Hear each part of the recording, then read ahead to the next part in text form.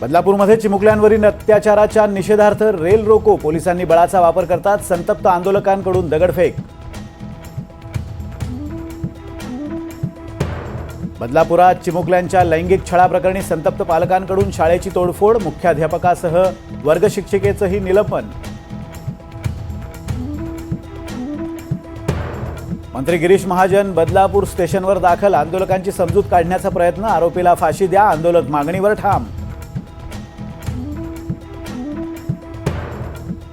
बदलापुरात आंदोलकांचा उद्रेक, पोलिसांकडून आंदोलकांची समजूत काढण्याचा प्रयत्न, मात्र आंदोलक फाशीच्या मागणीवर ठाम।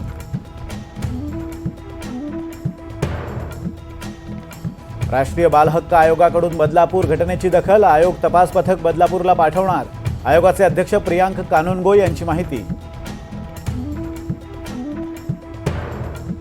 बदलापूर अत्याचार प्रकरणी एसआयटी स्थापन, उपमुख्यमंत्री देवेंद्र फडणवीसांचे आदेश।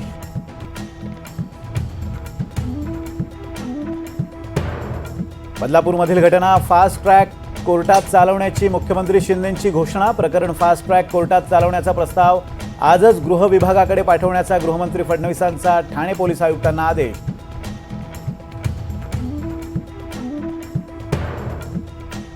झेडपी शाळेतही सीसीटीव्ही बंधनकारक असल्याचा जीआर आजच काढणार, शालेय शिक्षण मंत्री दीपक केसरकरांची माहिती।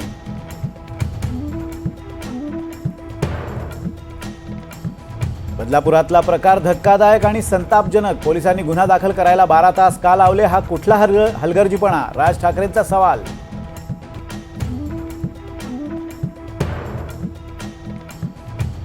बदलापुरात ज्या शाळेत अत्याचार झाले ती शाळा भाजपशी संबंधित, उद्धव ठाकरेंचा गंभीर आरोप, राजकारण न करता नराधमांवर कारवाई करा, ठाकरेंची मागणी।